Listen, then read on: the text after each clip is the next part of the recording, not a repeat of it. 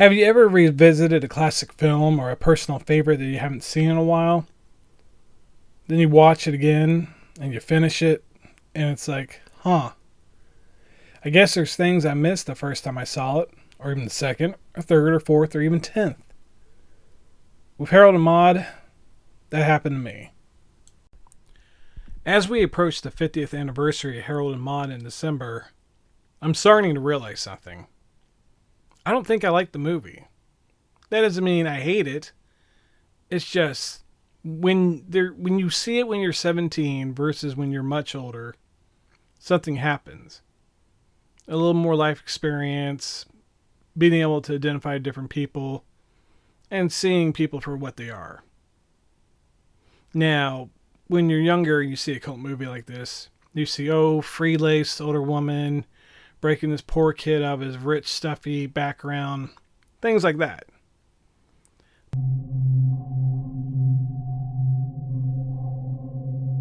But it doesn't really add up to that. Why? Because you have to look at the nature of the Chasen household.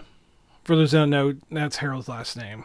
His mother, played by the lovely and wonderful British actress Vivian Pickles, who actually, I found this out after the fact, this was her only American movie. So if you're a fan of British cinema and British stage work, you should probably know her by now, but otherwise, she's going to be pretty much under the radar for most Americans. Well, the whole point in the movie is that what Harold's doing is getting old. Yeah, he had this chemistry accident when he was at boarding school. He freaked a bunch of people out. They all got weepy, cry, whatever, yada, yada, yada. It doesn't matter. Because he's still, if we do the math right, he should be like 19 at youngest, 21, 22 at oldest. And he's still putting on these stage shows where, it looks like he's killing himself, whatever. Someone choke him! Squeeze out his life in your own bare hands! I think you're getting carried away, Harold.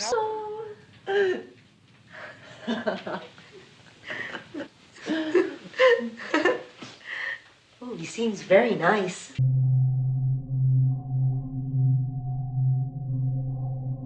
And by the last computer dating woman that shows up, it's a joke.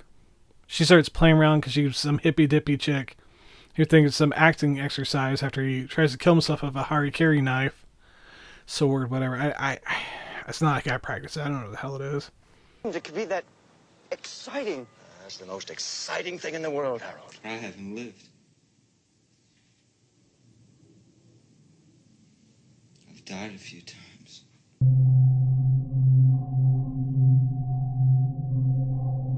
So he sees her, she sees him do it. She thinks it's a show and puts it on. Then he starts to realize that I think people are kind of over my crap. Well, that's when you come and meet Maude. Ugh, tongue-tied there.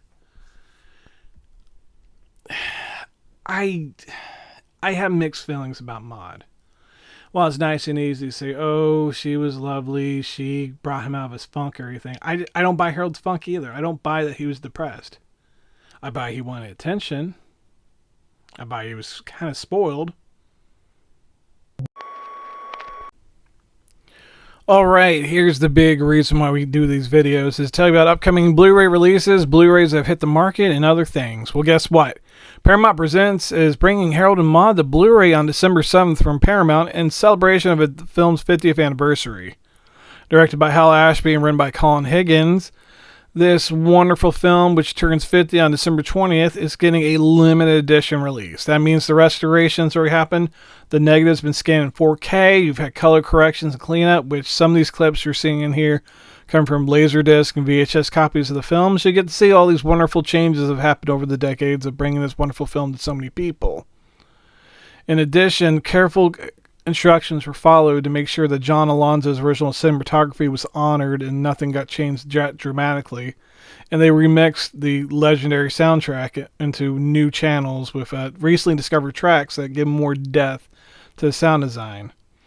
If that wasn't enough, you are also getting special features, which I think outside the Criterion disc that came out, all this is brand new. You get a new commentary track with the writer of Dolomite Is My Name and Ed Wood, and you also get Cameron Crowe on there. Cameron Crowe apparently a huge fan of it, and you even get Cat Stevens or Yusuf Stevens or whatever he's going by now talking about the music for the first time in a while. You get the trailers too, but who cares? I mean, just look at all these special features. You're loaded down with special features on a movie that people love.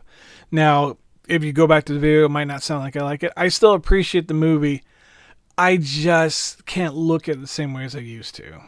So if you dig that and you love these Paramount Presents releases, I love it. You open up the cover, the slip cover, and it's the original poster. I don't know. I'm a big fan of that sort of thing. Then guess what? You're going to love this and you're going to want to pick it up come December 7th when it hits store shelves or e-commerce shelves or whatever the hell Amazon is calling it. Harold, your mother has spoken to me about your marriage plan. And although normally I have nothing against marriage, I don't think this is quite normal. Well, I think I should mention, Candy, Harold does have his little eccentric moments. That's all right.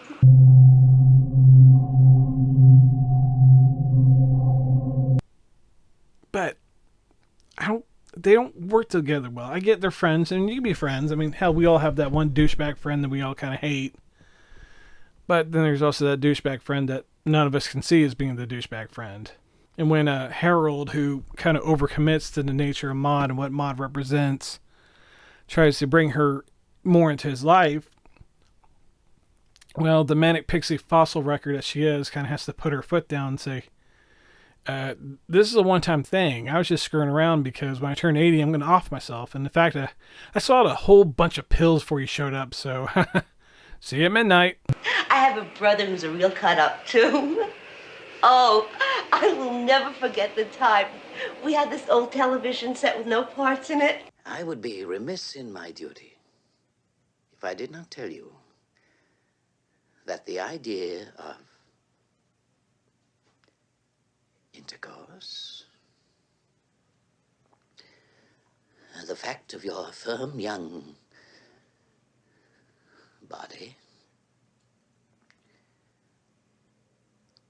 commingling. No, that's disgusting! It certainly is. It's kind of awful and very mean when you think about it, but I guess that's kind of the nature of the movie that, yes, Harold can eventually get out of his shell, learn to play the banjo, listen to some Cat Stevens, and kind of dilly-dally around, but it doesn't matter. For this movie to work as the romance that everyone thinks it is, you have to acknowledge something that for Maude, her whole plan to kill herself wasn't new, it wasn't poorly thought out. She had a plan to do this for quite a while. I mean, quite a while. So when she first meets Harold after she's doing her creepy old lady thing of crashing a church service, she knows she's got a foot out the door. A very common neurosis, particularly in this society, whereby the male child subconsciously wishes to sleep with his mother. Of course, what puzzles me, Harold, is that you want to sleep with your grandmother. Tommy stuck his head behind it and started giving a whole newscast before the entire family. Must have been very funny.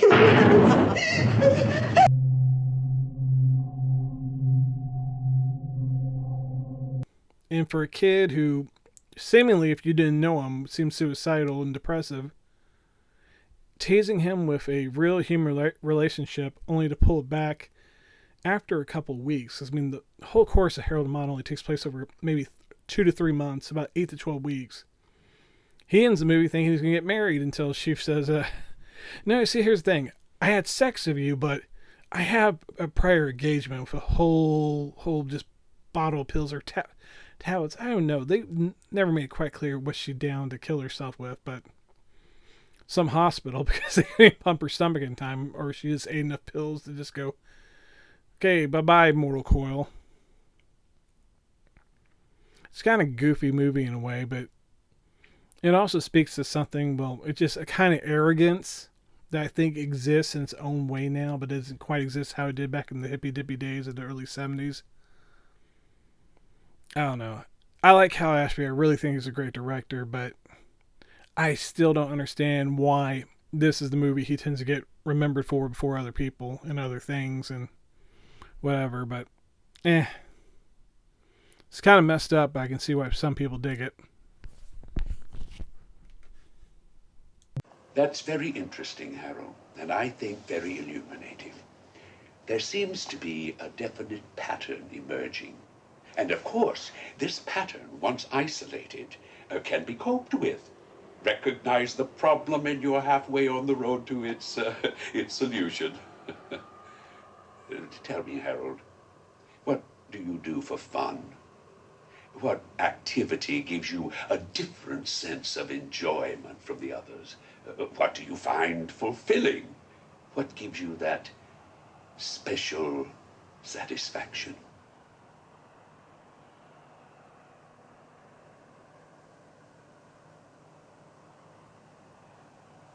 I go to funerals.